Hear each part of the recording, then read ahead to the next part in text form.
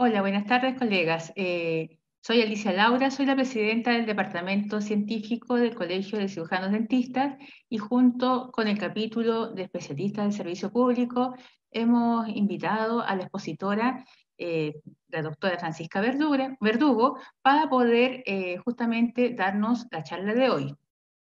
Antes que nada, quisiera agradecer a la Sociedad de Periodoncia por habernos facilitado la plataforma Zoom, que justamente permite una mayor cantidad de personas conectadas. Voy a empezar explicándoles a ustedes cuál es la fundación, el objetivo de la Fundación Epistemónicos, que es a la cual pertenece nuestra dictante del día de hoy. La Fundación Epistemónicos maneja una base de datos colaborativa multilingüe de evidencia de salud. Es una fuente de revisiones sistemáticas relevantes a la hora de la toma de decisiones en intervenciones en salud. Va coordinando el esfuerzo de más de 1000 colaboradores en todo el mundo y creando herramientas que aceleran la búsqueda y selección de la evidencia.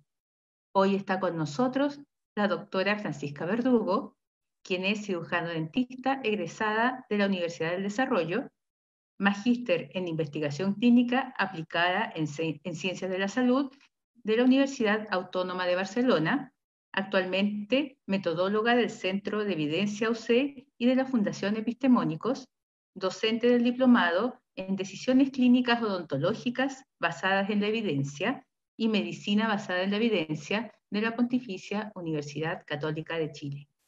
Dejamos entonces con ustedes a la doctora Francisca Verdugo, pero antes, Carolina Ulloa tiene un mensaje que darnos con respecto a la organización de las preguntas. Así que dejo con ustedes a Carolina. Gracias, Alicia. Buenas noches a todos. Al igual que Alicia, quiero agradecer la amplia concurrencia que estamos teniendo. Estamos iniciando recién esta charla y agradecer, por supuesto, a Francisca la disposición que ha tenido para compartir su conocimiento con nosotros hoy día. Respecto de la organización, vamos a pedirles que en la medida que vayan teniendo algunas dudas relacionadas con lo que estamos hablando, las vayan escribiendo mediante el chat y ahí las vamos a tratar de ir resolviendo en el momento. Y algunas otras que puedan ir pasando las vamos a dejar para el final, dependiendo del tiempo que tengamos. Así que bienvenidos todos nuevamente y Francisca, la pantalla es tuya.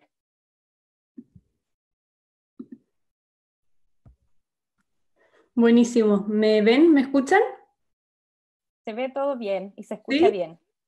Perfecto, buenísimo. Bueno, hola a todos. Primero, saludar obviamente a Alicia y a Carolina, agradecerle la invitación, agradecerle también al Colegio Cirujano Dentistas por invitarme hoy a hacer esta presentación y, bueno, lógicamente agradecerle también a todos los asistentes que quisieron participar hoy. La idea un poco de hoy día es poder conversar sobre distintos temas que me parecen súper relevantes, conversar sobre cómo es el proceso de la toma de decisiones en salud, específicamente en odontología, y cómo poder utilizar la evidencia para poder tomar nuestras decisiones. Estoy súper abierta a que esto sea más una conversación, más que una presentación y en el fondo que esté yo hablando constantemente. Así que ahí en el chat van escribiendo sus preguntas y Carolina va a ir gestionándolas para poder ir interrumpiendo y que podamos ir conversando. Gracias, Francisca. Bueno, justamente una de las cosas que nos tiene a todos con varias dudas en el día a día en la clínica es el tema de la toma de decisiones en la práctica clínica y sobre todo en esta situación de incertidumbre en que nos encontramos ahora. Entonces, en ese sentido, ¿qué nos podrías contar tú respecto de cómo es este proceso de la toma de decisiones que quizás inconscientemente nosotros creemos que no la hacemos tan a menudo? Sin embargo, si nos detenemos a pensar en el proceso de evaluación de cada uno de los pacientes que vemos en la clínica odontológica, nos damos cuenta que efectivamente es un proceso que se hace a cada rato en cada uno de las instancias que uno va a evaluar, y ya sea para la fase diagnóstica, para para la fase de planificar un tratamiento, para la fase pronóstica. La verdad que está dentro de toda la atención clínica que nosotros podemos entregar a un paciente. Claro, exacto. Quizás al leer el título de esta presentación se puede sentir que es algo como súper alejado, pero la verdad es que nosotros en la práctica clínica tomamos decisiones constantemente, decisiones que pueden ir desde si solicitar un examen complementario a mi paciente o no, si voy a citarlo a control a los 6 meses o al año, decisiones que pueden ir sobre dar un tratamiento farmacológico o no darlo, decisiones si voy a realizar la intervención A o la intervención B para cierta patología que presenta mi paciente. Por lo tanto, es un proceso que realizo constantemente y que muchas veces no lo hago de manera casi como automática y de manera inconsciente, en la cual hago una valoración sobre lo que sé, los beneficios, los riesgos de la intervención y tomo una decisión. Obviamente uno espera o uno asumiría que tomamos esta decisión pensando en cuál va a ser el mejor tratamiento en el caso de que estemos evaluando una decisión relacionada al tratamiento, cuál es la mejor terapia para mi paciente. Y en el fondo esa decisión o poder hacer ese balance en qué decisión voy a decidir puede estar basada en muchas cosas. Y en el fondo mi idea era también como poder presentarles un caso cualquiera en el cual pudiéramos ver cómo es este proceso de la toma de decisiones. Entonces aquí le muestro un caso cualquiera que podría llegar a la consulta, a la práctica clínica, y en el fondo viendo a este paciente, me imagino que a los que están viendo la presentación se les ocurren miles de tratamientos, hay miles de especialidades que están envueltas en este caso clínico, pero si nos enfocamos, por ejemplo, a los incisivos centrales, se nos pueden ocurrir millones de tratamientos distintos. Alguien podría decir, voy a hacer unas resinas directas, voy a hacer unas carillas, voy a hacer prótesis fija, y dentro de cada una de esas decisiones podrían haber distintos materiales, distintas técnicas, y en el fondo esa decisión sobre todas estas alternativas terapéuticas, sobre cuál voy a elegir para mi paciente, en el fondo debería estar basado en poder responder estas preguntas. ¿Cuál de todos estos tratamientos que tengo a mi disponibilidad es el más efectivo? ¿Cuál de todos estos tratamientos es más seguro? ¿Y cuál de todos estos prefiere mi paciente? Y obviamente en cada una de estas preguntas hay muchos matices. Por ejemplo, en relación a la efectividad podría pensar cuál de todos estos tratamientos tiene la mejor estética, cuál tiene mejor pronóstico a largo plazo, cuál es más seguro. Por ejemplo, podríamos evaluar cuál tengo menor riesgo de generar una exposición pulpar. Y también obviamente siempre es importante considerar la perspectiva del paciente sobre qué prefiere él, cuáles son las cosas que él valora en relación a un tratamiento. Por lo tanto, tomar una decisión clínica, aunque muchas veces es algo que hacemos de manera automática, es un proceso que conlleva una serie de decisiones y valorar distintos aspectos. Por lo tanto, me parece súper importante que frente a cualquier decisión que nosotros tomemos, seamos capaces de evaluar estos 3 aspectos y también pensar cómo respondo a estas preguntas, porque en el fondo son preguntas súper válidas y que pese a que podemos estar seguros que quizás sabemos la respuesta, es súper importante cuestionárnoslas y evaluar el caso a caso. Qué interesante lo que dices, porque justamente a veces uno escucha algunas opiniones en congresos, en charlas, y mucho, por ejemplo, solo se habla desde el punto de vista de lo que dice la evidencia, ¿ya?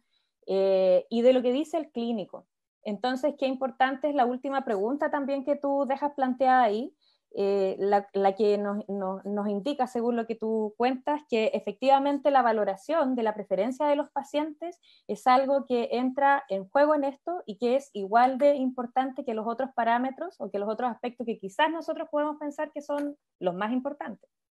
Claro, bueno, de todas formas, hablar sobre un concepto que se llama valores y preferencias de los pacientes es un tema súper amplio, súper largo, de la cual también hay mucha investigación al respecto, y algo que me ha llamado mucho la atención es que incluso hay mucha contradicción entre lo que prefieren los clínicos o entre lo que los clínicos valoran comparado contra lo que los pacientes valoran. Por lo tanto, no sé, quizás para un clínico podría ser demasiado importante la estética, mientras que quizás para algunos pacientes el riesgo de fracaso de la restauración o el pronóstico a largo plazo es mucho más importante porque quizá ellos prefieren estar seguros de que este tratamiento les va a durar, por ejemplo.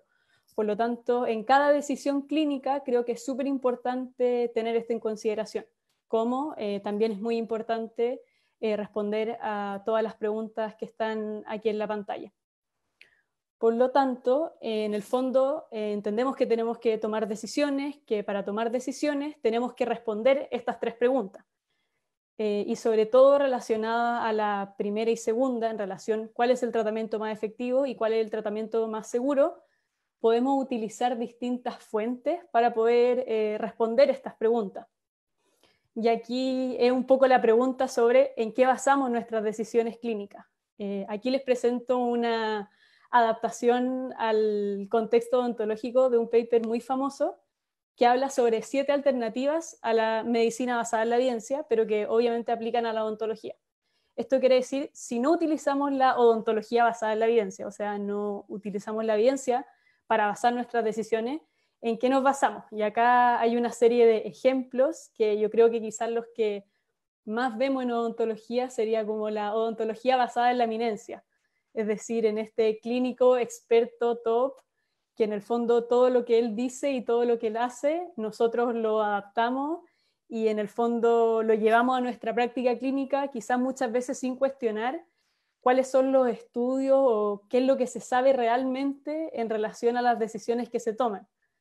Y en el fondo también, no sé, ahora en toda la era digital vemos mucho post en Instagram, distintos doctores muy reconocidos que exponen sus casos clínicos y me gustaría, como en el fondo, saber cuál es la validez de toda esa información que se presenta y en el fondo podría ser una alternativa que muchas veces utilizamos basarnos en estos referentes en el campo clínico o basarnos solamente en lo que aprendimos en la universidad y quedarnos con eso. Por lo tanto, tenemos todas estas alternativas para basar nuestras decisiones, pero también hay como que reflexionar en cuanto a esto y cuántos sesgos pueden haber en esas decisiones.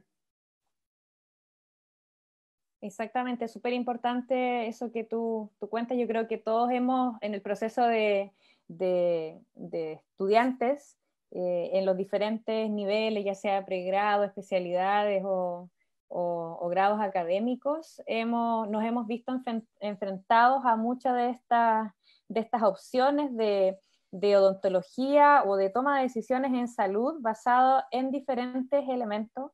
Y obviamente lo que a nosotros nos gustaría, lo ideal sería que todo esto fuese efectivamente basado en evidencia. Como tú dijiste, la evidencia no lo es todo, pero sí es uno de los pilares fundamentales de lo que tú nos estás contando hoy día. Y en relación a eso, Francisca, si uno pudiera a lo mejor definirlo o quizás agregar algo más de todos estos elementos, es un documento súper conocido para la gente que estudia medicina basada en evidencia. ¿Qué nos podrías decir respecto de eso? En el fondo, justamente me gustaría como poder explicarles con mayor detalle a qué se refiere este concepto de la odontología basada en la evidencia. El primer paper que aparece con estos términos, porque ya de antes habían aparecido varios artículos relacionados a la medicina basada en la evidencia, pero aparece en el campo odontológico en el 1995, así que ya desde hace hartos años que se maneja este concepto. Y actualmente la Asociación Dental Americana, que es una de las organizaciones más importantes en el mundo de la odontología, define la odontología basada en la evidencia como un enfoque para la atención en salud oral que requiere la integración de la evaluación sistemática de la evidencia y considerando obviamente también la condición médica del paciente, la experiencia clínica del dentista y las necesidades y preferencias de los pacientes. Por lo tanto, como quizás en contraposición con lo que muchos pueden pensar, la odontología basada en la evidencia no es simplemente leer papers y saber interpretarlos, sino que involucra una serie de factores que se consideran como igualmente relevantes para la toma de decisiones. Por lo tanto, en esta definición veo dos aspectos que vale la pena destacar, que por un lado, para utilizar la evidencia, no es cualquier evidencia, no es cualquier paper, no es cualquier artículo, sino que tenemos que entender que hay evidencia que es más confiable que otra para cada pregunta clínica y que necesariamente necesitamos la evidencia más actual y que la evidencia por sí sola no es suficiente para respaldar la toma de decisiones clínicas. Obviamente la experiencia del dentista es muy, muy importante, ver el caso a caso del paciente con el contexto, con el setting, con las características clínicas de ese paciente y tomando en consideración sus necesidades y preferencias. Por lo tanto, la medicina basada en la evidencia engloba más conceptos que solo la evidencia. Sí, exactamente. De hecho, alguien aquí en el chat preguntaba, por ejemplo, si las preferencias del paciente pudiesen transformarse en un problema para el clínico. Eh, eh, Quizás hay circunstancias en las cuales nosotros desde el punto de vista técnico creemos que un tratamiento puede ser mejor que otro, que una opción terapéutica independiente de lo que implique esa opción, nosotros desde el punto de vista técnico la podemos ver como la mejor opción para el paciente, pero no olvidar que efectivamente quizás otra intervención que para nosotros tiene ciertos pros y contras, para el paciente sí puede ser su mejor opción. Entonces ahí también la comunicación y la relación odontólogo-paciente que se establezca es súper importante porque de esa manera tú puedes llegar a tu paciente, explicarle de la mejor forma posible, llevar el lenguaje técnico, odontológico, a el lenguaje que pueda ser interpretado por él y así que en conjunto se tome la mejor decisión, porque finalmente el paciente es la persona que se va a someter al tratamiento. Exacto, o sea, en el fondo, tanto la medicina basada en la evidencia como la odontología basada en la evidencia consideran el aspecto de los valores y preferencias de los pacientes como uno de los 3 puntos más importantes para la toma de decisiones. Por lo tanto, pese a que quizá a veces lo tenemos medio por el ladito este tema, me parece un tema muy, muy relevante que de todas maneras no es fácil muchas veces, pero es un aspecto del que deberíamos conversar más frecuentemente y que se debería considerar más. Una pregunta muy válida que cualquiera se podría hacer sería, ¿por qué utilizar o por qué basar mis decisiones en lo que dice la evidencia? ¿Por qué no puedo basar mis decisiones en lo que yo veo en mi práctica clínica, en lo que me enseñaron, en lo que dice este experto clínico por el cual me guío? Y en el fondo mi idea ahora es exponer o reflexionar sobre distintos aspectos que me parecen interesantes y además mostrarles un par de ejemplos de lo que voy a exponer ahora. Por un lado está el tema de la actualización.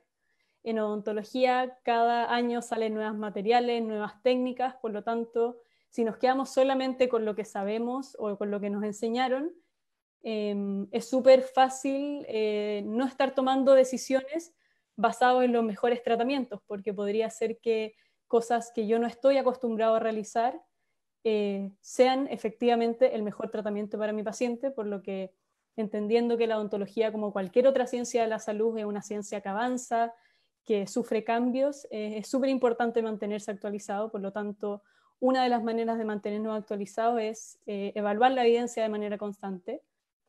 Otro aspecto muy relevante, y la verdad es que el punto 2 y el punto 3 se mezclan un poquito, es que necesitamos tener comparaciones justas para evaluar la efectividad de los tratamientos. ¿Qué quiero decir con esto? Voy a poner un ejemplo súper absurdo, pero por ejemplo, si a mí me duele la cabeza y yo me como un chocolate y pasa una hora y ya no me duele la cabeza, yo podría pensar, oh, comí chocolate y ya no me duele la cabeza, por lo tanto el chocolate sirve para tratar el dolor de la cabeza. Es un ejemplo súper burdo, pero la verdad es que en esa misma lógica muchas veces sacamos conclusiones de nuestra práctica clínica. No sé, llega un paciente con dolor, nosotros realizamos una intervención y el paciente al día siguiente dice que no tiene dolor. No podemos estar seguros de que lo que yo realicé fue lo que le quitó el dolor. Quizá en el fondo del paciente, si no hubiera recibido ninguna intervención, el dolor se le podría haber pasado igual como ocurre en el transcurso, en el fondo general de cualquier enfermedad en el cual tenemos periodo en el cual nos duele algo, el dolor pasa. Por lo tanto, si no lo podemos comparar porque en el fondo no podemos saber qué le habría pasado al paciente si no hubiera recibido la intervención. Por lo tanto, si no tenemos una comparación, no podemos sacar esas conclusiones, no podemos asumir que hay una relación causa-efecto entre lo que nosotros hicimos y el desenlace que observamos. Pasa un poco lo mismo como el sesgo que se puede producir de nuestras decisiones basadas únicamente en nuestra experiencia clínica. Y esto tiene relación con varios aspectos, ya que obviamente lo que yo veo va a ser un porcentaje muy pequeño de la población, por lo tanto, no sé, si hay alguna de las intervenciones que yo realizo que está asociado a eventos adversos, a complicaciones, quizás no voy a alcanzar a darme cuenta de esas complicaciones debido a la poca cantidad de pacientes, por ejemplo, que yo veo.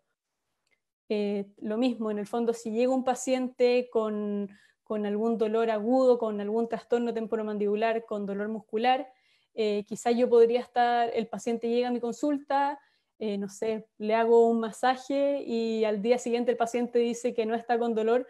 Yo no puedo proponer como nueva terapia masajes para los trastornos temporomandibulares porque puede ser que ese dolor se hubiese ido de todas formas. Por lo tanto, es súper importante poder comparar estas intervenciones para poder conocer cuál es realmente su eficacia. Y en relación a eso me gustaría como mostrar un par de ejemplos, sobre todo relacionado con el primer tema. Este paper que se publicó el año pasado lo que hace es como evaluar la historia sobre la medicina periodontal. Y aquí muestran como una línea de tiempo de los papers que han mostrado asociación entre tener periodontitis y en mujeres embarazadas en el fondo y el bajo peso al nacer. Esta idea de esta asociación entre estos dos factores nace de estudios observacionales de hace mucho, mucho tiempo. Este paper, el más famoso, se publica en el año 1996 y este paper mostró esta asociación. Pero si vamos viendo en esta línea de tiempo, vemos que ensayos aleatorizados posteriores mostraron que esta asociación no existe. Por lo tanto, todavía falta información, se necesitan maneras sistemáticas y de buena calidad que evalúen esta asociación, pero lo interesante de ver es cómo de conceptos que nosotros tenemos súper arraigados en nuestra enseñanza, muchas veces se puede cambiar el conocimiento que tenemos en relación a ellos. Y este es un ejemplo, no quiero irme como en el caso particular de esta asociación, pero en el fondo esto muestra que los conocimientos que nosotros tenemos pueden cambiar. Otro ejemplo de esto es un paper que ha sido muy famoso en los últimos años, sobre todo para la gente que se dedica a los trastornos temporomandibulares, en relación a la relación que existe entre la oclusión dental y los trastornos temporomandibulares. Esto fue así como un paper súper polémico. De hecho, el paper habla del fin de una era. Yo sé que aquí la gente que sabe más de este tema puede discutir mucho más y yo no quiero entrar en específico en el detalle de este paper, pero es otro ejemplo cómo conceptos que nosotros tenemos súper arraigados pueden cambiar en el tiempo y que es necesaria la evidencia para evaluar la veracidad de estas asociaciones que nosotros conocemos. Y el último ejemplo que les quería mostrar es este paper que evalúa el uso de profilaxia antibiótica en pacientes sanos que van a recibir un implante. Entonces, esta revisión sistemática lo que muestra en el fondo es que no habría necesidad de dar antibióticos en los pacientes sanos, porque en el fondo no tienen un mayor riesgo los pacientes que no reciben antibióticos comparado con los pacientes que sí lo reciben. Por lo tanto, si yo no sé esto, yo quizás en mi práctica clínica, cada vez que pongo un implante, doy antibiótico y me quedo súper tranquilo porque digo, no, mis pacientes no desarrollan infección. Pero en el fondo, si yo no estoy comparando con qué hubiera pasado si yo no le hubiera dado antibiótico, quizás si yo no le hubiera dado antibiótico, igual no iba a haber una infección. Entonces, si yo no soy capaz de evaluar esto, de qué habría pasado si no lo hubiera hecho, la verdad es que puede ser que yo esté realizando intervenciones inútiles, que le esté dando antibióticos a mis pacientes sin necesidad de realizarlo. Por lo tanto, si yo solo me baso en lo que hago en mi práctica clínica, puedo tener una impresión muy sesgada de la efectividad de la intervención en realidad. Francisca, en relación a este último documento, no solo al último, sino que a los ejemplos que tú estás poniendo, es súper importante que reconozcamos que como tú dices, solo el basarse en mi experiencia y establecer intervenciones de diferente tipo en cada uno de los pacientes puede traer consecuencias complejas en el fondo. Por ejemplo, lo mismo que tú decías acá el último, estamos hablando de terapias antibióticas que se están dando y que quizás no son necesarias. Y cuando nosotros hablamos de recetar un fármaco, sabemos también detrás el problema que existe con la resistencia antibiótica. Exacto. A nivel de que se han creado entidades que estudian esto, muchas a nivel mundial, incluso en octubre me parece que, o en octubre, noviembre, no estoy muy segura, se celebra el Día contra la Resistencia Antibiótica, a ese nivel. Mira. Entonces, no solo es un tema desde el punto de vista físico, podríamos decir, de lo que implica una intervención en un paciente que a lo mejor no está avalada por evidencia, sino que solo por la experiencia, como tú decías, puede ser sesgada, porque la cantidad de pacientes que nosotros vemos en toda nuestra vida bajo una misma intervención no son tantos comparado con lo que sí muchas veces se logran reclutar para estudios, para diferentes diseños de investigación, que sí nos van a entregar un resultado que sea más certero y que efectivamente nos puede mostrar que incluso estamos haciendo algunas intervenciones que no son efectivas, que no son necesarias.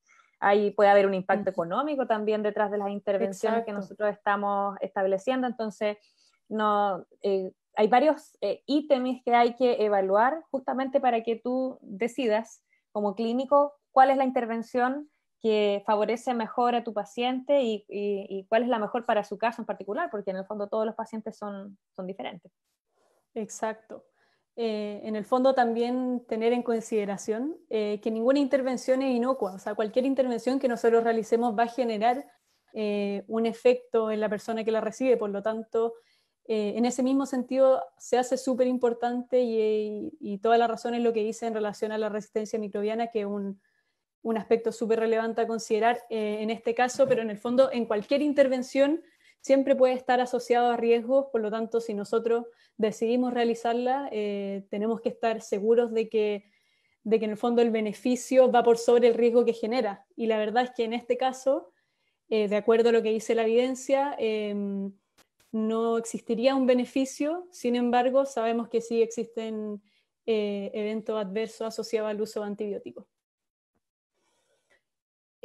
Para seguir hablando un poco sobre la odontología basada en la evidencia, puede ser que para muchos sea como un concepto súper alejado y quizás poco cercano a la realidad, pero la verdad es que hay muchísimas asociaciones alrededor del mundo en las cuales la odontología basada en la evidencia es tremendamente importante. De nuevo vuelvo a nombrar a la ADA. La ADA tiene un centro de la odontología basada en la evidencia, dentro de la cual trabaja Alonso Carrasco Labra, que es el director de este centro y que estuvo presentando hace un par de semanas también para el Colegio Cirujano Dentista.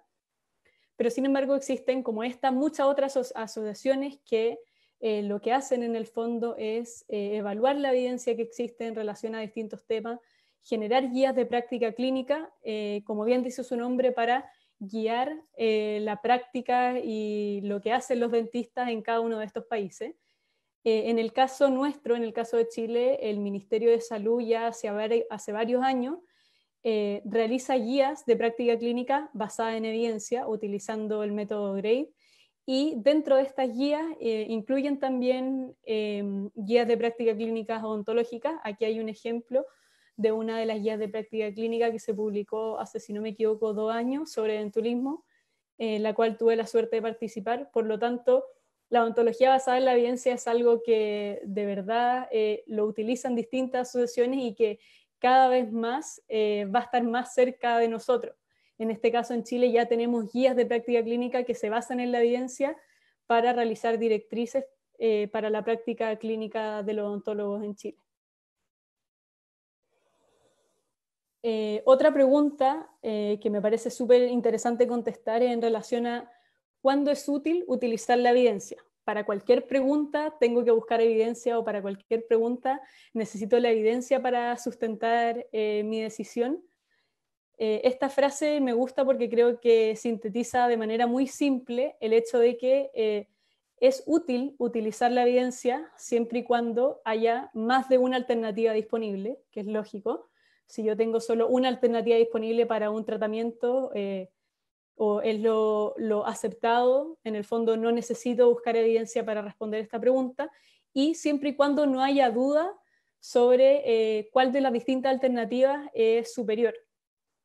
Muchas veces nosotros pensamos que esto es como súper obvio, que estamos seguros que la mejor intervención para cierta patología está súper clara, pero la verdad es que existe muchísima variabilidad y existe mucha incertidumbre en relación a las efectividades de las intervenciones, y la verdad es que si consideramos los distintos aspectos sobre la efectividad, los riesgos y las preferencias de los pacientes, existen muy pocas intervenciones en las cuales no existe duda. Por lo tanto, la verdad es que cada vez que más de una intervención esté disponible para una misma patología, creo que sería muy prudente buscar evidencia para poder sustentar esta decisión.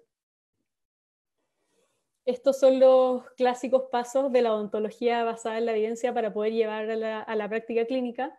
Es súper importante ser consciente de cuál es nuestra duda, formular la pregunta, buscar la evidencia que responda a esta pregunta, evaluarla, analizarla de manera crítica, no mirar el primer paper que encuentro, sino que revisarlo y analizarlo, aplicar la evidencia en la práctica clínica para luego evaluar cómo nos fue utilizando esta evidencia.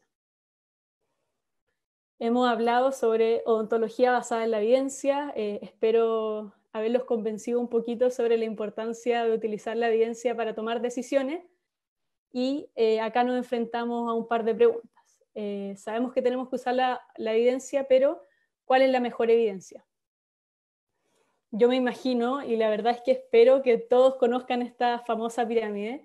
Me imagino que todos en pregrado nos enseñaron que existe una jerarquía en la evidencia, que en el fondo esta pirámide es como basada en los principios más básicos de la medicina basada en la evidencia, que la verdad es que son súper lógicos. Responde a dos principios básicos. El primero, de que no todos los estudios son iguales. Hay estudios que tienen mejor calidad que otros estudios, y por otro lado, responde a que mirar todos los estudios en relación a un tema es mejor que mirar algunos estudios en relación a un tema. Por lo tanto, esta es la pirámide antigua de la medicina basada en la evidencia, que me imagino que todos conocen, pero en la actualidad han existido ciertas modificaciones a esta pirámide. De hecho, se le llama la visión contemporánea de la jerarquía de la evidencia, en la cual, pese a que respeta un poco estos principios de que la evidencia, existen distintos tipos de evidencia y los distintos diseños de estudios tienen distinta calidad, sigue estando los ensayos clínicos aleatorizados como el mejor diseño, que es algo que todos sabemos, pero si se fijan en esta pirámide, los límites entre cada uno de estos peldaños no son rectos, es decir, dependiendo de mi pregunta de investigación, por ejemplo, no siempre el ensayo clínico aleatorizado va a ser el mejor diseño para responder esta pregunta, y por otro lado, no solamente por ser un ensayo clínico aleatorizado va a ser el mejor nivel de evidencia, ya que siempre yo tengo que ser capaz de evaluar la metodología que utilizó ese ensayo clínico aleatorizado, el riesgo de sesgo, porque en el fondo un ensayo clínico sabemos que tiene ciertas características que lo hace ser más confiable, pero un mal ensayo clínico aleatorizado puede ser incluso peor que un muy buen estudio de corte. Por lo tanto, además de aprendernos un poco de memoria esta pirámide, tenemos que ser capaces de mirar estos estudios y evaluarlos críticamente para, de acuerdo a su metodología, ver si nos sirven para responder nuestra pregunta o no. Y por otro lado, aparecen estas revisiones sistemáticas ya no como parte propiamente tal de la pirámide, sino como, en este ejemplo, como una lupa que en el fondo representa a un diseño de estudio que lo que te permite es poder mirar todos los estudios primarios que se han publicado y poder mirarlo desde una manera que te entregue información confiable para tomar decisiones. Por lo tanto, las revisiones sistemáticas corresponden a este tipo de artículo, que lo que hacen es plantearse una pregunta de investigación de acuerdo a criterios específicos y busca todos los estudios que sean publicados en relación a ese tema. Posterior a eso, los autores de las revisiones sistemáticas procesan esta información y para finalmente entregar un resumen o un resultado en relación a todo lo que se ha publicado en relación a este tema.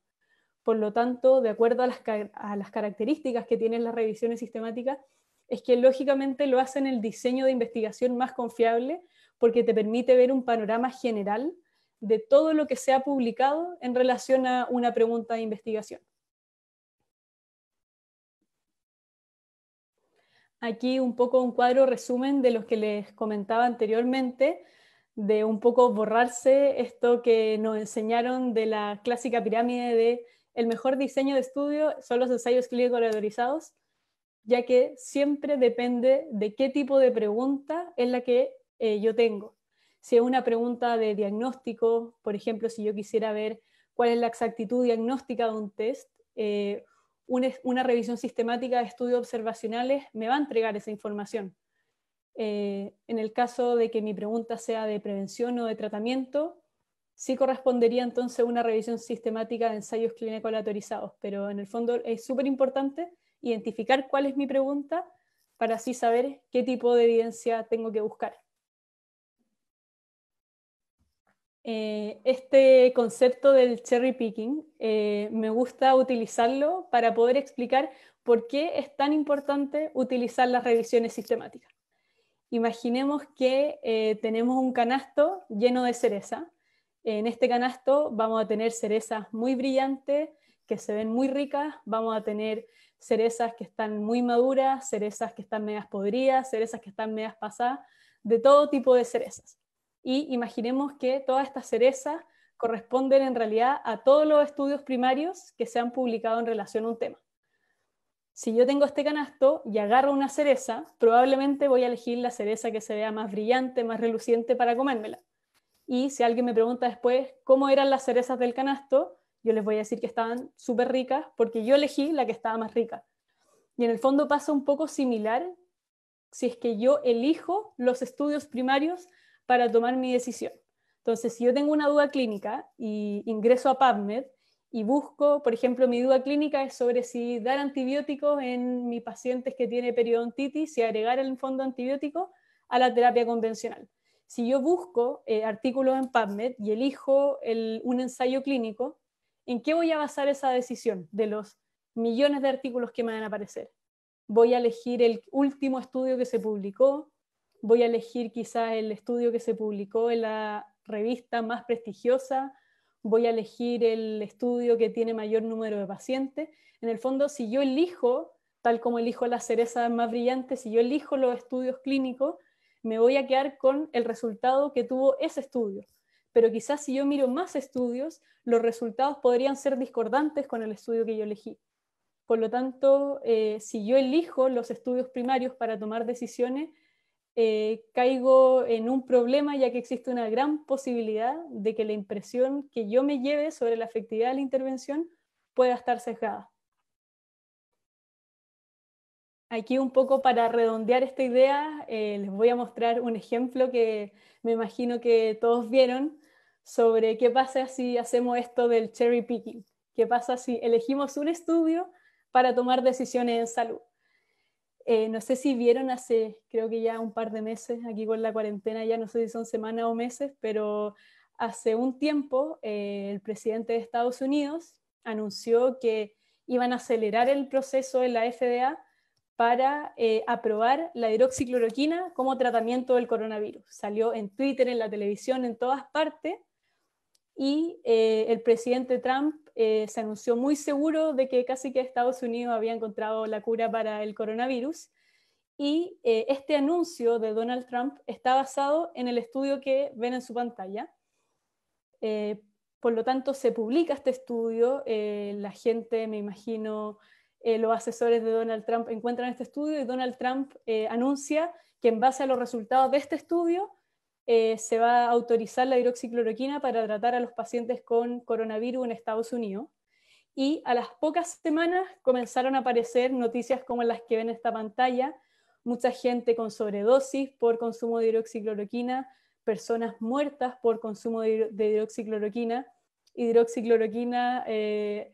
sin stock en ninguna farmacia en Estados Unidos, generando muchos problemas para la gente que sí tenía que tomarse la hidroxicloroquina para otras enfermedades, y sobre todo muchos eventos adversos relacionados a su consumo.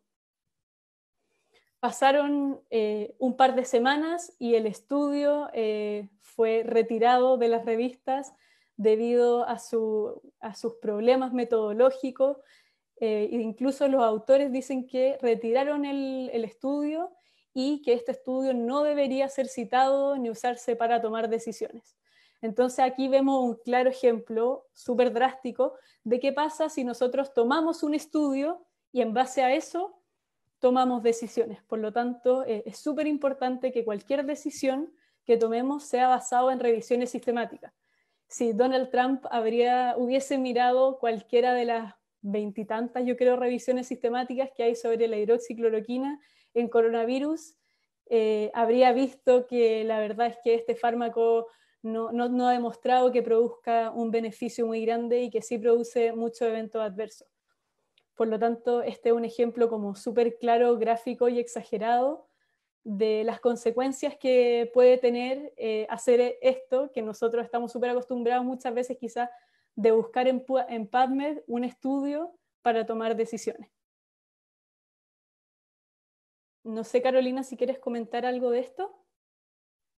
Hay varias cosas ahí que, bueno, esto es netamente para la terapia misma de coronavirus, pero nosotros sabemos que también existen este mismo tipo de dudas y yo creo que nos hemos visto enfrentados, por ejemplo, a la decisión de con cuál enjuague podemos realizar o lo podemos utilizar antes de atender a nuestros pacientes en odontología en el contexto de la pandemia, y cosas por el estilo. Hay muchos ejemplos que podríamos utilizar, pero justamente es muy valioso, y la gente así también lo estaba comentando por el chat, el ejemplo que tú das respecto del sesgo que podemos tener si solamente basamos nuestras decisiones clínicas en los estudios que nosotros creamos que son los más adecuados.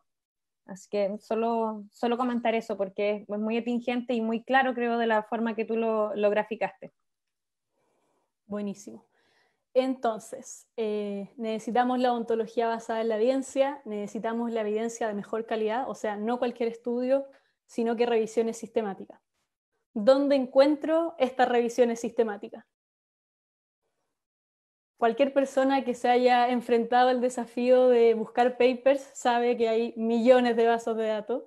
Aquí solo alcancé a poner 14, 15 de las miles que existen, pero en el fondo muchas veces la gran limitante para realizar o para ejercer la odontología basada en la evidencia es esto mismo. Hay muchas bases de datos, hay demasiada información, cada base de datos funciona de manera distinta, por lo tanto tengo que hacer un curso para buscar en PubMed, tengo que hacer un curso para buscar en UpToDate. En el fondo se hace súper complejo poder buscar evidencia en salud, por lo tanto podemos sentirnos un poco así, un poco colapsados frente a todas estas alternativas que existen y también frente a toda la evidencia que hay. En respuesta a esto es que aparece Epistemónicos y les voy a contar un poquitito sobre la fundación. Yo sé que Alicia al inicio de la presentación habló un poquito, voy a complementar lo que ella les contó y contarles específicamente a qué nos dedicamos. La Fundación Epistemónicos es una ONG, una organización sin fines de lucro, ubicada en Santiago de Chile, y el objetivo principal de esta fundación es exactamente lo que hemos estado conversando hoy día, en el fondo, acercar la evidencia a todas aquellas personas que toman decisiones en salud. Este es el sitio donde pueden encontrar más información, quiénes son los integrantes, todo lo relacionado a transparencia, los proyectos en los que hemos participado, síntesis de evidencia que hemos realizado para distintas entidades, etc. Y contarles también que esta fundación fue creada el año 2009, así que ya tenemos varios años de funcionamiento. Fue fundada por el doctor Gabriel Rada y Daniel Pérez. El doctor Gabriel Rada es un experto en medicina basada en la evidencia, director de Cochrane Chile, director del Centro de Evidencia UC, docente jefe del Diplomado de Medicina Basada en la Evidencia, así que esto lo fundó con Daniel, quien es ingeniero en computación. Por lo tanto, esta sinergia de estas dos personas, una experta en metodología de la investigación en salud y la otra experta en tecnología, generaron esta combinación que han logrado identificar, sintetizar y acercar la evidencia utilizando la tecnología, que la verdad es que en muy pocos años la Fundación Epistemónicos se ha transformado en un referente mundial en el uso de la evidencia en salud. La Fundación Epistemónicos trabaja con una red de más de 1000 colaboradores y expertos clínicos y utilizamos una metodología rigurosa, transparente y reproducible para este objetivo de acercar la evidencia a quienes toman decisiones. Aquí les muestro algunos de los proyectos y algunas de las entidades con las que hemos trabajado, incluyendo obviamente el Ministerio de Salud, la organización Cochrane, el grupo GRADE y muchas otras organizaciones que a nivel mundial son tremendamente relevantes en la salud basada en la evidencia. Y les quiero presentar hoy día un poco el producto estrella de la Fundación Epistemónicos, que ha sido un poco lo que más ha trabajado en todos estos años, que es la base de datos de Epistemónicos. La base de datos de Epistemónicos es una base de datos colaborativa y multilingüe, es una base de datos solamente de evidencia en salud y que recoge principalmente revisiones sistemáticas relevantes para la toma de salud. Por lo tanto, si sabemos que para la odontología, medicina, enfermería basada en la evidencia necesitamos revisiones sistemáticas, ustedes pueden estar muy seguros de que todas las revisiones sistemáticas relevantes están en esta base de datos. Por lo tanto, no hay necesidad de buscar en PubMed, en Embase, en Google Scholar, en ninguna otra parte por revisiones sistemáticas.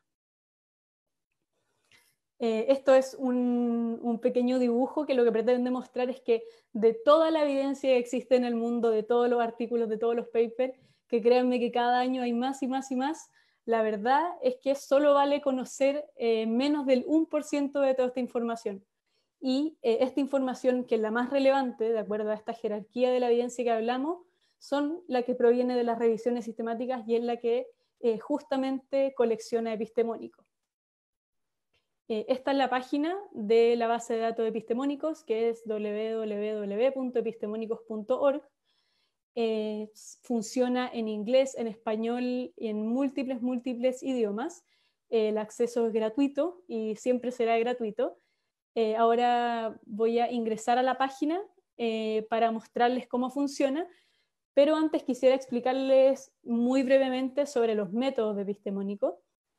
Epistemónicos lo que hace es buscar en más de 10 bases de datos diferentes, incluyendo PubMed, Embase, Cochrane, que son como las bases de salud más grandes, y lo que hace es por medio de un algoritmo de inteligencia artificial, es escrinear todas estas bases de datos e identificar todo lo que potencialmente corresponde a una revisión sistemática. Posteriormente, lo que sucede es que este algoritmo de inteligencia artificial identifica todo lo que probablemente corresponda a una revisión sistemática y hay una red de colaboradores y principalmente el team central de Epistemónicos que lo que hace es validar todo lo que hace la máquina. Entonces, en el fondo, esta inclusión de la inteligencia artificial para poder hacer esto es lo que nos ha permitido hoy en día ser la base de datos de revisiones sistemáticas más grande del mundo. Aquí un breve resumen de los métodos de Epistemónico, en el fondo de la cantidad de información que se escrinea. Estas bases de datos se revisan regularmente, ya que la idea de Epistemónico no es solamente identificar las revisiones y guardarlas en un repositorio, sino que en el fondo sea un repositorio vivo en el cual cada vez que se publica una revisión sistemática pueda ingresar a la base de datos. Hoy en día hay más de 300.000 revisiones sistemáticas en salud en Epistemónicos. Vamos a ingresar a la base de datos. Bueno, esta es la página de Epistemónicos. Voy a explicarles lo más general de cómo se busca, cómo funciona. De todas maneras, los invito a que ustedes puedan ingresar, se pueden loguear. Aquí a la derecha pueden crearse una cuenta para que así puedan quedar guardadas sus búsquedas y los artículos que identifiquen que puedan ser relevantes. Las ventajas de epistemónicos comparado con otras bases de datos es que uno puede buscar igual como si fuera Google. En el fondo uno tiene dos opciones, una búsqueda básica y una búsqueda avanzada. En la búsqueda básica uno simplemente puede buscar por términos libres de lenguaje natural, como por ejemplo podría ser tercer molar. No es necesario truncar ni paréntesis, ni and, or, y todas esas cosas que hemos aprendido. Y en el fondo yo simplemente busco con una estrategia sencilla y ya me aparecen los resultados. Aquí a mi izquierda puedo filtrar por distintos tipos de artículos, como serían los broad synthesis, revisiones sistemáticas, resúmenes estructurados, estudios primarios, y también puedo filtrar por el año de publicación. Como sabemos que las revisiones sistemáticas son el mejor tipo de artículo para tomar decisiones en salud, podemos filtrar y vemos que en la base de datos epistemónicos, utilizando una estrategia sencilla obviamente, podemos identificar 160 revisiones sistemáticas sobre terceros molares. En el caso de que yo quisiera, no sé, estoy buscando evidencia para algo más académico quizás y necesito estar seguro de encontrar toda la información, obviamente puedo utilizar el buscador avanzado y generar una estrategia, como por ejemplo la que tengo aquí, que incluyo distintos términos combinados para lograr identificar toda la evidencia que se ha publicado en revisiones sistemáticas en relación a los terceros molares. Y en este caso veo que hay 1047 artículos en relación a los terceros molares, y aquí puedo filtrar también por revisiones sistemáticas, por ejemplo. Y veo que hay... Dime. Sí. Sí, justamente aquí hacen algunas preguntas en el chat, algunas que tú mencionaste respecto si era gratis el acceso a la base de datos. Sí, Claro, gratis, hoy y siempre. Sí, y lo otro que preguntan es si tenía alguna analogía respecto a cómo uno tiene que buscar en PubMed desde el punto de vista específico, si tú tienes que usar los términos libres, que tú también lo nombraste ya como tal cual como buscar en Google, o preguntaban si había que trabajar e identificar, por ejemplo, los términos MESH, como uno lo tiene que realizar en PubMed. Claro, bueno, en ese caso particular, epistemónico no funciona con términos mesh, porque los términos mesh es un tipo de lenguaje que se utiliza en la plataforma PubMed, pero en el fondo epistemónicos te permite buscar de ambas formas, utilizando una búsqueda sencilla, que sería lo mismo que uno busca en Google, simplemente escribiendo la palabra, y en el caso de que uno quisiera hacer una estrategia más compleja, también lo puede realizar utilizando la estrategia de búsqueda utilizando el lugar donde dice búsqueda avanzada. Otra cosa que te permite epistemónicos, que es algo que vamos trabajando con los distintos colaboradores, es que epistemónicos genera relaciones entre las publicaciones que forman parte de la base de datos. Por ejemplo, en este caso, esta revisión sistemática de la revisión Cochrane incluye 2 estudios primarios, por lo tanto, esta revisión que trató de responder esta pregunta incluyó 2 estudios primarios, y si yo quisiera ver qué estudios primarios incluyó esta revisión, puedo hacer clic aquí y veo los estudios primarios incluidos.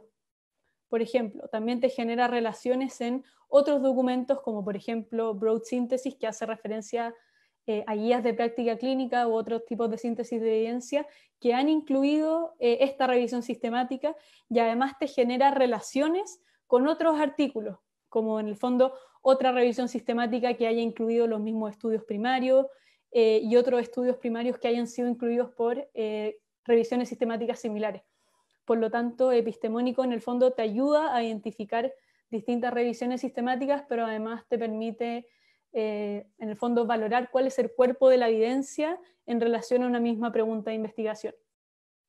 Eso es súper interesante porque en el fondo te facilita un poco el trabajo. Muchas veces uno encuentra una revisión y quiere por algún motivo ir a revisar los estudios primarios y tienes que empezar, si no lo hiciste mediante esta plataforma, tienes que empezar uno por uno de ellos a identificarlos y y después poder irlos descargando y accediendo a ellos y leyendo, análisis crítico y todo lo que se viene hacia adelante. Me preguntan acá también si existe alguna diferencia si tú realizas la búsqueda solo en español, en el fondo en la versión en español de la plataforma, o en la de inglés, o debieses encontrar los mismos resultados al hacerla de ambas formas, en el fondo, en ambos lenguajes. No, la verdad es que siempre si uno quiere hacer una búsqueda más sensible y estar como segura de identificar toda la evidencia que existe en relación a un tema, siempre se aconseja buscar en inglés, porque la gran mayoría de los papers están publicados en ese idioma, pero igual la plataforma te permite buscar en español. Probablemente la cantidad de resultados va a ser menor, pero en el caso de que necesites comenzar a buscar evidencia y no sabes cómo se dice esa palabra en inglés, puedes poner ese término en español y probablemente te arrojes términos, revisiones sistemáticas que hablen del tema, y así puedes identificar el término. Y yo aconsejaría igual, si queremos estar seguros de encontrar toda la evidencia, escribir la búsqueda en inglés. Perfecto. Y hay otra pregunta que llega también, Francisca, relacionada con la plataforma. Si existe algún tipo de tutorial donde uno pudiese revisar cómo hacer una búsqueda específicamente. Sí, tengo entendido que en YouTube, si ponen tutoriales epistemónicos, van a encontrar información. De todas formas, igual aquí hay información en relación a cómo usar, que quizás les puede ser útil en relación a una guía rápida de cómo utilizar epistemónicos, cómo realizar una búsqueda avanzada y qué son las matrices de evidencia, que también es algo que les puede aparecer dentro de los resultados en epistemónicos. Voy a mostrarles un ejemplo de alguna matriz de evidencia, que puede ser que para ciertas preguntas existan estas matrices.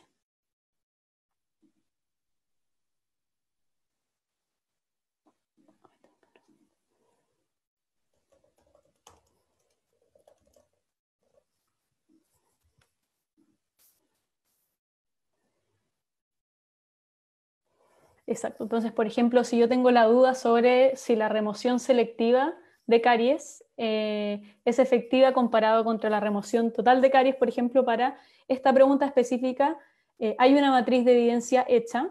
Entonces yo hago clic en la matriz de evidencia y esto es lo que yo les decía, que en el fondo epistemónicos además te entrega cuál es el cuerpo de la evidencia en relación a una pregunta. Y en este caso son todas las revisiones sistemáticas que se han publicado en relación a un tema y los estudios primarios que incluyen estas revisiones. Por lo tanto, también podría ser útil para una pregunta de investigación poder mirar esto y así, por ejemplo, decir que quizás esta revisión sistemática es en la que ha encontrado mayor cantidad de estudios primarios, por lo tanto, para basar mi decisión me voy a basar en los resultados de este estudio.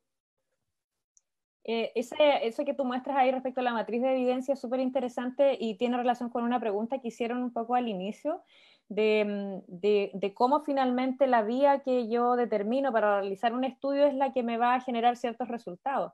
Y cuando tú ya sabes un poco más de revisiones sistemáticas y sabes que una revisión, siento igual una revisión sistemática desde el punto de vista metodológico puede ser mejor que otra, es justamente por esto, porque la metodología va a definir finalmente lo que tú encuentras y uno podría suponer que por algún motivo la revisión que tú muestras ahí del 2018 tiene una metodología que permitió que los estudios primarios que tú tienes ahí ingresaran a esa revisión. Obviamente va a depender de los criterios de inclusión y exclusión que tú estableciste, pero finalmente ahí en la metodología de cada una de las revisiones, siendo todas ellas revisiones sistemáticas, definen el resultado que tú tienes al final. Por lo tanto, una misma revisión sistemática de un mismo tema te puede llevar a tomar diferentes decisiones y ahí hay algunos elementos que quizás tú nos puedes comentar más adelante, nos pueden ayudar a hacer esa diferencia entre por qué una revisión y por qué no la otra.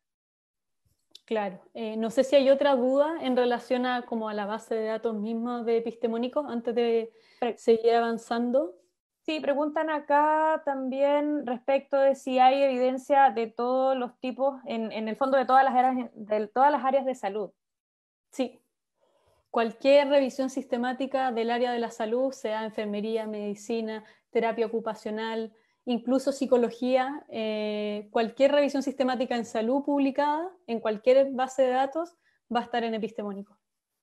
Perfecto. Y alguien hace un comentario también para los que están escuchando, que hay varios tutoriales en YouTube sobre cómo utilizar la página, la base de datos epistemónicos. Exacto. Para poder irla revisando. Y Francisca, aquí en Epistemónicos, ¿hay alguna posibilidad que nosotros podamos ver la información un poco más agrupada, por decirlo así? Porque finalmente cuando uno busca, por ejemplo, exodoncia, que puede ser un término más genérico, te van a aparecer estudios que hablen a lo mejor de una exodoncia simple, de terceros molares, de si sacar o no un tercer molar asintomático, de si utilizar profilaxis antibiótica en un tercer molar. A veces se mezclan un poco, pero no sé si Epistemónicos tiene esa posibilidad de agruparla un poco más o de ir un poco más específico, ya sabiendo que nos va a entregar revisiones sistemáticas. Claro, ahí en el fondo hay varios temas. Por un lado, como les mostré, este proyecto empezó hace ya varios años con la idea de poder generar una base de datos única, un único lugar donde estuvieran todas las revisiones sistemáticas, ya que sabemos que las revisiones sistemáticas es lo que debemos utilizar para tomar decisiones en salud, pero pasó que cada vez hay más revisiones sistemáticas, por lo tanto sigue existiendo demasiada información, pese a que yo me restrinja solamente a un tipo de diseño, que serían las revisiones para basar mis decisiones en salud, siguen existiendo muchísimas. Hicimos una investigación en relación a este tema que iba a presentarse en el IADR de Washington de este año, se suspendió por el coronavirus, así que solamente quedó esto en formato online. Ahí está el link por si alguno quisiera mirar. En este trabajo de investigación participó también el doctor Duniel Ortuño y también el doctor Alonso Carrasco y el doctor Gabriel Rada, a quienes también aprovecho de agradecer por su constante apoyo en todos estos proyectos de investigación. Y en el fondo lo que nosotros hicimos fue evaluar cuánta evidencia existe en odontología, cuántas revisiones sistemáticas se han publicado, pese a que nosotros nos restringimos a un tipo de artículos de síntesis, a un tema que dentro de la medicina en general, hablar solo de odontología, créanme que uno se restringe muchísimo, pero haciendo este mapeo nos dimos cuenta que hasta la fecha, este mapeo se terminó más o menos en enero, ya había más de 8.000 revisiones sistemáticas solo en odontología. Por lo tanto, sigue siendo una cantidad extremadamente grande y se hace necesario agrupar esta información y comenzamos a trabajar en un análisis de estas revisiones sistemáticas, cuántas corresponden a endodoncia, cuántas corresponden a enfermedades periodontales y así ir clasificándola. Y todo esto lo realizamos utilizando una plataforma que desarrolló también la Fundación Epistemónicos, que se llama LOVE. Esta plataforma tiene este nombre peculiar, ya que es el acrónimo de Living Overview of the Evidence, que en español se traduce como resumen viviente de la evidencia. Y en el fondo lo que hace esta plataforma es el primer sistema que lo que hace es mapear, organizar y actualizar continuamente la mejor evidencia para la toma de decisiones en salud. En el fondo lo que hace esta plataforma es, de todas las revisiones sistemáticas que se han publicado en salud, las comienza a organizar de acuerdo a las preguntas que responden. Por lo tanto, obviamente, esto te permite identificar la evidencia que responde a tu pregunta de manera mucho más rápida, mucho más exhaustiva, porque en el fondo el número de revisiones que nosotros vamos a identificar va a estar relacionado con cómo hagamos la estrategia, dónde busquemos, qué términos incorporemos. Por lo tanto, LOVE lo hace de una manera muy amplia para poder identificar toda la evidencia que se ha publicado en relación a un tema y además, como les contaba, que esto forma parte de un proyecto que utiliza algoritmos de inteligencia artificial. Esto lo que hace es que se mapea constantemente. Por lo tanto, cada vez que se publica una revisión sistemática en relación a un tema y cumple con ciertos criterios, ingresa a la plataforma y se organiza. Vamos a ingresar a la plataforma para mostrarles un poquito de lo que les estoy hablando. ¿Ven mi pantalla, cierto? Sí, Francisca, se ve. ¿Sí? Buenísimo. Sí. Entonces, aquí accedemos a la plataforma LOVE. Ahí también lo mismo, pueden ver más detalle de cómo funciona, qué distintas características tiene, pero aquí vamos a la plataforma LOVE y para acceder a la evidencia específicamente de odontología, podemos ir donde dice lista de tópicos, desórdenes dentales, que así es como se llama en la clasificación ICD-10, todos los problemas relacionados a la odontología, y aquí vemos los distintos temas en los cuales se han agrupado las revisiones sistemáticas en odontología. Esto es un proyecto en el que llevamos tiempo trabajando y en el que cada vez vamos avanzando, por lo tanto no están todos los temas, pero estamos siempre dispuestos a colaborar con gente que le interese alguno de ellos. Entonces, por ejemplo, a nosotros nos interesa el tema de caries en odontología, que yo creo que uno de los temas es lo que más se ha investigado. Entonces accedemos a esta plataforma y vemos de inmediato los resultados, que hasta ahora se han identificado 974 revisiones sistemáticas sobre caries en relación a tratamiento y prevención.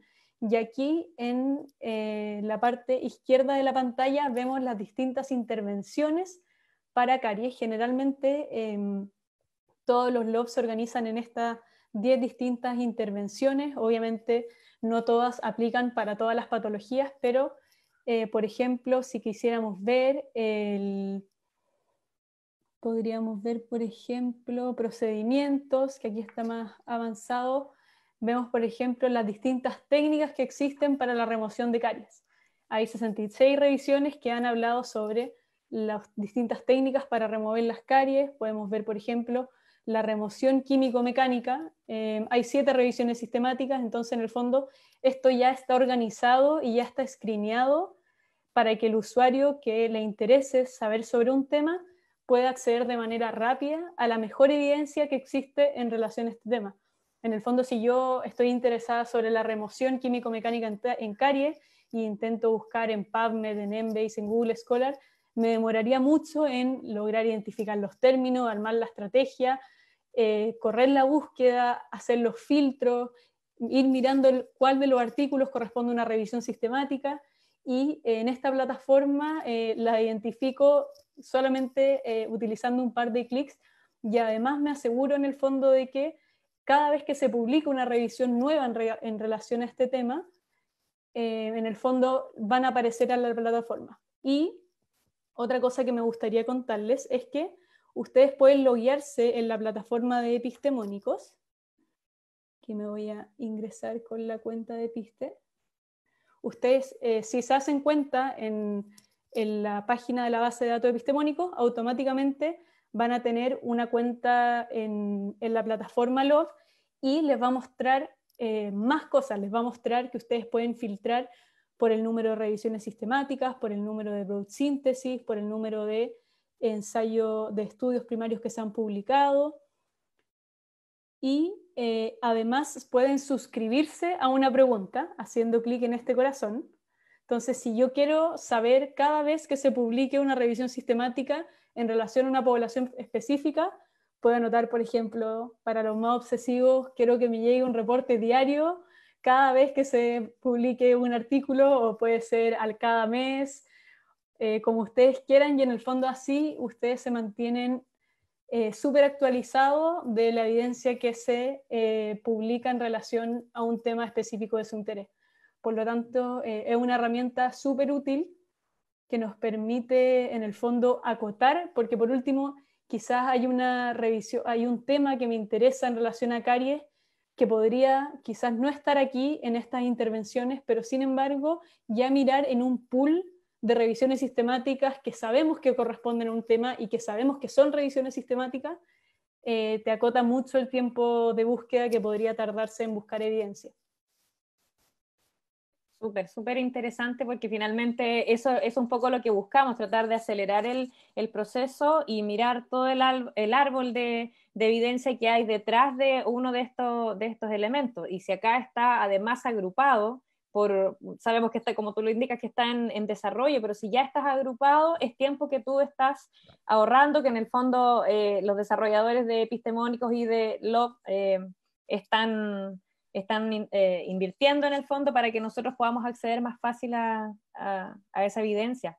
Acá, Francisca, preguntan si cuando tú seleccionas un documento, quieres leerlo, a qué sitio te va a tirar, por ejemplo, si ese documento está en PubMed o está en Embase, y si puedes tener acceso a él. En el fondo, una de las barreras que de repente existe es que tú puedas querer un documento y obviamente después te encuentras con que si no tienes una cuenta por la cual acceder a ellos, lo debes comprar. Exacto. La verdad es que para toda la evidencia que está disponible de manera gratuita, como Open Access, ustedes ingresándolo identifican una revisión sistemática que les interesa, hacen clic donde dice ver en epistemónicos, se les va a abrir una ventana y bueno, en este caso yo no estoy logueada, así que no me va a aparecer una serie de cosas aquí, pero si estoy logueada y la revisión sistemática está en epistemónico, puedo hacer clic en descargar PDF, y si no, Epistemónicos te sugiere ciertos lugares en los cuales podría estar este full text. En este caso me sugiere PubMed Central, hago clic y accedo al full text, por ejemplo. Perfecto. Entonces siempre desde luego, una vez que identifico la revisión sistemática, ver esa misma revisión en el sitio de Epistemónico. Claro, y Francisca, cuando aparece que está disponible en Epistemónico es porque está disponible gratis en el fondo, ¿cierto? Sí. Ya, perfecto. Ahí es una manera de identificar si van a poder acceder a ese documento de manera más fácil y si no les va a sugerir, como dices tú, dónde ir a buscarla. Exacto. Voy a ver acá. Alguien preguntaba también si tú podías, no sé si al final o ahora, repetir nuevamente cómo llegar a la matriz de evidencia, porque esa matriz efectivamente no está para todas las publicaciones que tú tienes en Epistemónicos. Claro, en la base de datos también sigue un poco los mismos criterios sobre cuál es la mejor evidencia. Por lo tanto, si es que hay una matriz de evidencia para la pregunta de investigación que tú estás buscando, te va a sugerir una matriz de evidencia. Ok. Por lo tanto, en el fondo, simplemente buscando aquí, si es que hay alguna matriz de evidencia publicada, en el fondo, si es que hay un grupo de investigación que ha trabajado con esa pregunta, te va a aparecer aquí dentro de la primera alternativa en el fondo para mirar. Súper interesante ambas plataformas que tú nos muestras. Y ya en el fondo tú nos indicaste por qué la revisión sistemática, sabiendo que también existen otros diseños de investigación, y dónde ir a buscar las revisiones sistemáticas. En este caso hemos conocido de la base de datos que reúne más revisiones sistemáticas, porque en el fondo trabaja con las otras bases de datos que existen en salud y que trabaja en las diferentes áreas. Y una cosa es que yo tenga la revisión sistemática, pero otra cosa es qué hago con esos resultados, porque muchas veces tú ves que se recomienda una intervención o no se recomienda una, y la presentación que he visto en algunos casos es que dicen la conclusión de esta revisión fue que no existe evidencia suficiente para indicar, por ejemplo, esta terapia. Pero nosotros sabemos y eso muchas veces se saca del abstract. Entonces, otra cosa es cuando tú puedes interpretar un poco más allá de los resultados. ¿Qué hacemos o si nos podrías ayudar un poco con eso? Porque claramente no nos podemos quedar con lo que dice el abstract. Hay algunos casos bien claros donde lo que está en los resultados no es lo mismo que lo que se reflejó después escrito en la conclusión de esa revisión. Exacto. Bueno, ahí hay varios temas. Por un lado, como les mostraba, ya hay muchísimas revisiones sistemáticas en odontología y ya hay muchísimas revisiones sistemáticas sobre el mismo tema. Por lo tanto, ahí entramos a una complejidad en la cual, por ejemplo, lo que les acabo de mostrar sobre remoción química, mecánica en carie, ya hay 7 u 8 revisiones sistemáticas que intentan responder la misma pregunta. Por lo tanto, ¿en qué revisión sistemática me baso? ¿Qué pasa si estas revisiones sistemáticas tienen conclusiones que son discordantes entre sí, por ejemplo? Por lo tanto, todas estas plataformas lo que hacen es ayudarnos a identificar la evidencia de manera más rápida, pero tiene que haber también un análisis crítico y una valoración de la calidad de estas revisiones sistemáticas, porque obviamente si hay revisiones que han seguido una metodología más estricta y de mejor calidad, probablemente sus resultados son más confiables. Por lo tanto, una cosa es aprender a identificar las revisiones, que estas plataformas nos hacen toda esa tarea mucho más fácil, pero otro paso diferente es analizar su calidad metodológica y por otro lado analizar los resultados de estas revisiones para así poder interpretarlos y que esto nos sirva para poder tomar decisiones en la práctica clínica.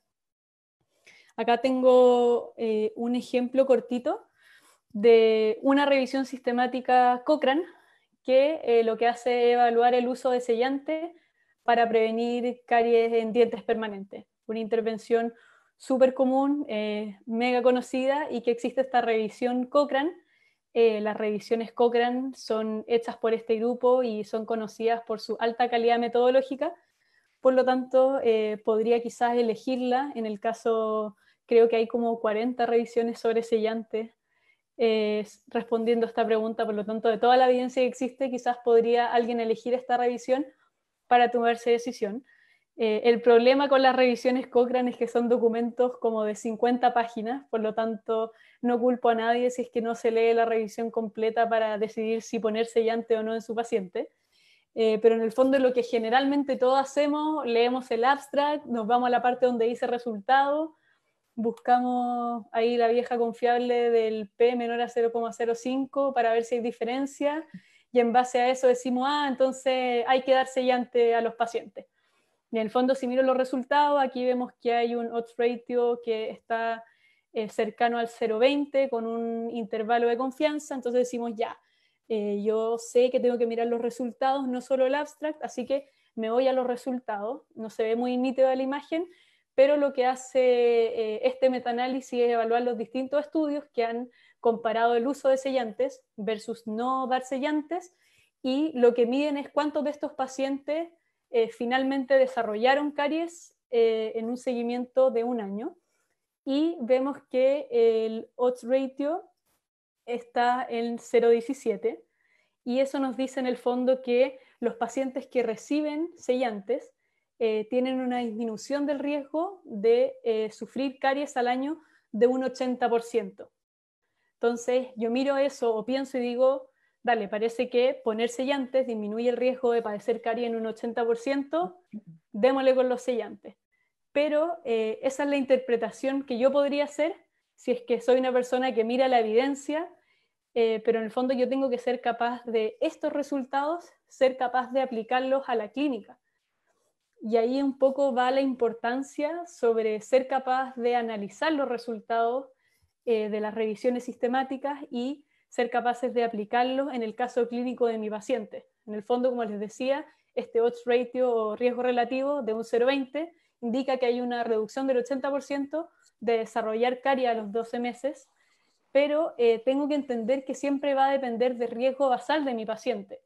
Por lo tanto, si tengo un paciente con bajo riesgo de caries, en el fondo el riesgo de que mi paciente desarrolle caries a los 12 meses es de un 5%, el resultado que voy a ver en él, si se disminuye en un 80% la reducción del riesgo de caries, es que de un 5% voy a pasar a un 1%. Por lo tanto, voy a disminuir el riesgo de caries en un 4%.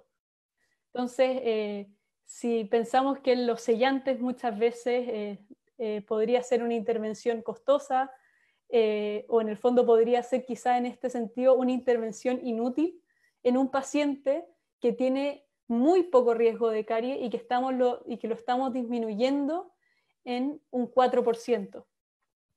Por otro lado, si tenemos un paciente con alto riesgo de caries, de un 80% de sufrir caries, vemos que en este caso, si es que ponemos sellantes, se reduce el riesgo de caries en un 64%. Por lo tanto, dependiendo del contexto clínico, dependiendo de mi paciente, en el fondo es cómo esta evidencia yo la voy a utilizar para tomar una decisión, porque en el fondo quizá en el paciente de muy bajo riesgo de caries podría ser quizás cuestionable poner sellantes, ya que la disminución del riesgo podría no ser clínicamente significativa comparado con lo que sí produce en un paciente de alto riesgo. Por lo tanto, un poco como para redondear la idea, es decir que una cosa es lo que dice la evidencia, pero como vimos, la odontología basada en la evidencia considera 3 factores considera también la experiencia clínica, los valores y preferencias de los pacientes, y considera también obviamente el contexto clínico. Entonces, quizás si uno transparentara a los pacientes esto, decirle, mira, tu riesgo de tener caries es de un 5%, o sea, casi nula, y poniéndote sellantes voy a disminuirlo un 4%, quizás muchos pacientes decidirían no ponerse sellantes, versus el caso de un paciente con alto riesgo de caries, en los cuales sí hay una efectividad demostrada y clínicamente relevante. Por lo tanto, es súper importante buscar las revisiones sistemáticas, pero también ser capaces de interpretar los resultados y llevar esos resultados a la decisión. Súper interesante, Francisca, lo que planteas, porque efectivamente hay un mundo más allá de lo que pueda ser un valor de EP, y en realidad con lo que nosotros deberíamos acostumbrarnos a trabajar más y familiarizarnos es con los estimadores relativos y absolutos, así como tú lo planteas. Hay mucho más detrás de eso, pero no todo es lo que pueda indicar una investigación donde nos basamos en el valor de P y nos basamos en lo que la conclusión dice, la conclusión escrita en el fondo. Tenemos que ser capaces, como tú dices, de ir a mirar más allá, ojalá los resultados, y hacer nuestro propio análisis crítico, para lo cual también hay herramientas, hay una metodología y una forma de mirar críticamente cada uno de los estudios de acuerdo al diseño de investigación al cual pertenecen. Exacto. Vamos a revisar acá si hay algunas otras preguntas. Perfecto. A ver, estaban preguntando algunas cosas también de epistemónicos. Parece que a la gente le gustó bastante las bases de datos porque... qué bien, qué bien. Sí, ahora la invitación es a loguearse, como dices tú, y usarla finalmente para nuestro día a día. Nos preguntan si claro, si en epistemónicos solo tú puedes ir a visualizar los resúmenes de las revisiones sistemáticas.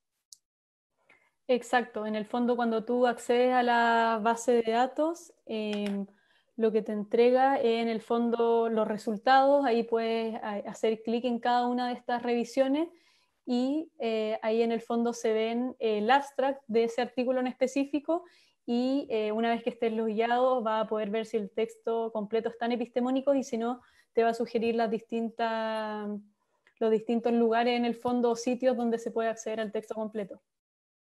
Perfecto. Perfecto. Y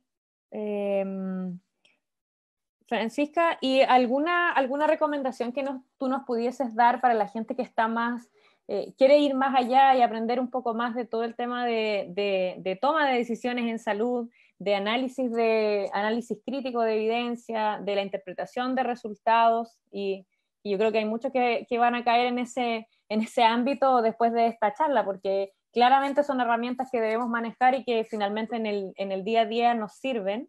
Y creo que hay como un antes y un después cuando uno aprende este tipo de herramientas, porque rápidamente sabes dónde buscar y puedes dar una respuesta a nuestro paciente basándonos justamente en la mejor evidencia disponible, sobre todo ahora considerando estas herramientas que te facilitan mucho más el acceso. Exacto. De verdad yo creo que es algo súper importante porque, claro, una cosa es identificar el estudio, si queremos basar nuestras decisiones en la evidencia, pero es súper importante entender la pregunta, entender la respuesta, entender los métodos, entender cuáles son los resultados y saber qué me quieren decir esos resultados, y no solamente basarme en las conclusiones del estudio. O sea, hay casos muy icónicos de que de verdad las conclusiones de los autores van casi que en contradicción con lo que dicen los resultados. Entonces, es súper importante que esa bajada de información desde los resultados que muestran, por ejemplo, en un metaanálisis, a la interpretación que nosotros podamos hacer, sea que nosotros tenemos las herramientas para realizar un análisis crítico de ello. Y en la Católica nosotros tenemos un diplomado justamente que va en línea con todo lo que hemos conversado hoy día, y entregando mucho más información en relación a lo que es la odontología basada en la evidencia. De hecho, su nombre lo dice tal cual. El diplomado es sobre decisiones clínicas odontológicas basadas en la evidencia. Este diplomado está dirigido por el doctor Duniel Ortuño. También académico dentista de la Universidad Católica, magíster en epidemiología y está cursando su doctorado también en esta área, por lo tanto, este es un diplomado online que dura aproximadamente 7 meses y la verdad es que cuenta con un cuerpo docente de excelencia. Está el doctor Dunier Ortuño, también dentro de los docentes está Alonso Carrasca Olabra, que es el director del Centro de Evidencia de la ADA, Gabriel Rada, quien es el director de la Fundación Epistemónicos, y muchos otros odontólogos que se dedican a la investigación. Es un diplomado en el cual se evalúan distintos aspectos de la investigación, pero sobre todo del uso de la evidencia. Yo creo que algo que nos sucede a todos es que en el pregrado nos enseñan cómo hacer investigación. Y ese es como el foco de todos estos ramos de investigación, de odontología basada en la evidencia, es como qué son los estudios de corte, qué son los ensayos clínicos, cómo se hace la investigación, cuando creo que el verdadero foco debería ser cómo usar la investigación disponible, cómo leerla y cómo usar la información que existe para que guíe mi actuar clínico. Por lo tanto, ese es el enfoque de este diplomado, por lo tanto, lo invito a cualquiera que esté interesado en todos los temas que hablamos en esta charla a visitar la página web de la UC, donde puedan encontrar toda la información que necesitan. Súper. Creo que no hay más preguntas, Francisca. Ha estado muy interesante la charla que has compartido con nosotros. Sin duda se nota que hay mucha preparación, mucha experiencia desde el punto de vista de tu formación en el ámbito científico y del trabajo que día a día realizas en la Fundación Epistemónicos. Así es que solo agradecerte por todo lo que nos has enseñado y seguramente hay muchos que van a estar interesados en poder seguir profundizando todos los contenidos que tú has tocado, porque la verdad que de esto uno podría hablar muchísimo tiempo. Una charla claramente no nos sirve para abordar todos los temas que quisiéramos. Sin duda que se abrió una ventana, una puerta acá, porque hay mucha gente que quizás no sabía de herramientas como esta y de todo un poco más de lo que significa cuando uno dice práctica clínica basada en evidencia, revisiones sistemáticas, etcétera, bases de datos. Y ahora claramente somos menos ignorantes, por decirlo así, porque uno todos los días aprende algo nuevo, nunca se deja de aprender y nunca es tarde tampoco para iniciar un camino. Así que agradecerte la disposición y a responder las preguntas. Hay muchos que han hecho énfasis en eso, por responderle las preguntas que tenían dudas 2, 3 veces la misma cosa y amablemente tú lo hiciste. Así que agradecerte. No sé si quieres decir algo al final y después vamos a darle la palabra a la doctora Alicia Laura, que es la presidenta del Departamento Científico Docente del Colegio de Dentistas. Perfecto. No, solamente volver a agradecerte por la invitación. Me parece muy interesante poder compartir lo que hacemos desde la Fundación Epistemónicos y también mostrar un poco todo lo que se está haciendo en la Universidad Católica y en la Fundación en relación a este tema. Hay mucha gente, muchos dentistas interesados en hacer investigación, en hacer síntesis de evidencia, en utilizar la odontología basada en la evidencia, y espero que a todas esas personas les pueda servir estas plataformas y también reiterar la invitación tanto como al diplomado como a que cualquier interesado en algún proyecto de investigación, a participar en la fundación, las puertas siempre están abiertas y mi correo está aquí en la última diapositiva, si no me equivoco, así que cualquiera que me quiera escribir, parece que no se carga. Bueno, después puedo compartir mi correo si hay cualquier interesado o tienen cualquier duda en relación a lo que presenté hoy. Gracias Francisca. Alicia. Sí, hola Francisca, muchas gracias por tu exposición, muy clara, nos abre la puerta hacia justamente esta herramienta tan importante y tan interesante en el quehacer odontológico, ya que cada vez más el desempeño profesional se va hacia esa vía de tener elementos de peso para poder tomar las decisiones de las intervenciones que hagamos sobre nuestros pacientes. esto también nos cubre de alguna forma en el tema legal respecto al quehacer odontológico. Es mucho mejor aplicar una intervención que tiene un apoyo, un sustento de evidencia, a utilizar intervenciones que realmente no lo tienen. Entonces, te agradezco mucho por esta puerta que se ha abierto. La verdad que también veo aquí en el chat que llueven las felicitaciones, los agradecimientos. Quiero aprovechar también de mencionar al doctor Alonso Carrasco, que está conectado, así que muchos saludos a él. Y recordar el agradecimiento también a la Sociedad de Periodoncia por que nos facilitaron la plataforma Zoom. También quiero aprovechar de recordarles que el día sábado, el sábado 13 de junio, a las 10 horas, tenemos la charla Autorización Sanitaria y Bioseguridad. Esta charla está siendo organizada por el colegio y va a contar con la presencia de Rosa Ollarse, ex-EDEMI de Salud, que va a hablar sobre los compromisos y desafíos en autorización sanitaria, también con la exposición del doctor Roberto Ibarra, que va a hablar sobre historia, actualidad y desafíos de este proceso, y el doctor Patricio Riquelme, que nos va a dar tips de los 7 años de experiencia suya en terreno. Así que los invito, la información está disponible en la página del colegio, en las plataformas, en las redes sociales, y es previa inscripción al mail que está ahí indicado. Así que muchas gracias, colegas. Les deseo entonces una buena noche. Gracias, Carolina. Gracias, Francisca. Buenas noches a todos, muchas gracias. Buenas noches, muchas gracias.